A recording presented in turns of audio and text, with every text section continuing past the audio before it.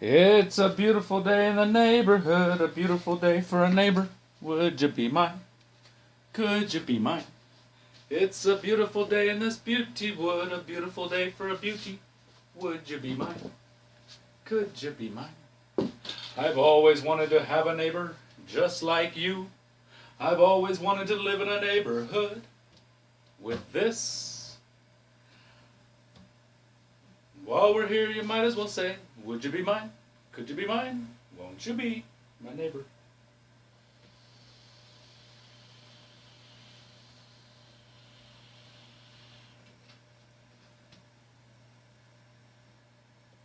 Howdy-ho there, neighbor. Well, it's Vaping Jesus, Science Corner. And in my Science Corner, I said I would teach you the structure of a vape. And this is mostly for our beginners. So, to get started, the concept of the vape is to heat up a coil like so. You don't want to use copper. You want to use the wires that are in the vape shops. You got to heat this coil up, and inside the coil, you will have your cotton. Now you will take this cotton and this coil, and you will pour your vape juice onto the cotton. When you do, this coil will heat up the liquefied cotton into a steam vapor. Now, how do we get this wire so red hot? With our vape. Now, the concept behind the electricity that is used to heat up that coil is finding the path of least resistance. Inside of your vape, you will have a battery. On the bottom end where your button's at will be the negative side. Through the top, past the atomizer, will be the positive side. This, by the way, is your chuff, which is what you breathe through. You inhale through. And inside of the vape, inside of this part here on the top, will be your atomizer.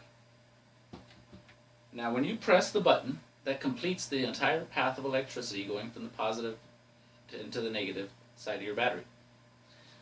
The electricity travels through your button, once it's depressed, up this chassis of the vape to the atomizer. These two posts are negative posts, as well as this. This is all negative because it's coming from your negative side of your battery. They're all interconnected. In the middle is your positive post. It is surrounded by plastic or rubber so that it is not touching this.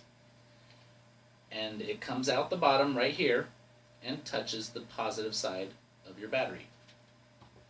Now, when you connect the negative to the positive with the coils that you construct, this coil is so thin that it has least resistance, and the path of least resistance gets heated up first. So as electricity passes through, it's going to heat up your coil because it's got the least resistance. It'll heat up before your vape has a chance to heat up. Now, to make the coil, you get a wire like so, and you start wrapping it around a screwdriver or a wooden rod in this case until you get yourself a nice coil like so.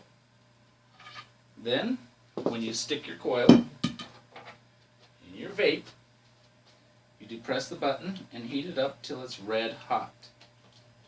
Once it's red hot, you squeeze it, you let go of the button, and you squeeze it until it's nice and tight. That way you will get more through here. Now both of your coils on either side need to be the same amount of metal, same amount of gauge of wire, because it's going to go through the path of least resistance. So if one is more resistance than the other, it's going to pass through the one that has the least resistance first. So you want them to be equal on either side. And that is the whole theory and everything through the structure of your vape. You also have this here And the holes that the air passes through to suck up the vapor you need to have a lot of airflow. If you have a lot of airflow, excuse me, then your vape will produce more cloud. And there's other things to get larger clouds.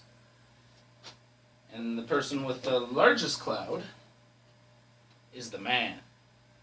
And if you don't have a large cloud, you just tell your friends, "This doesn't always happen to me. It must be cold outside. So, let me take you out with a little bit of cloud."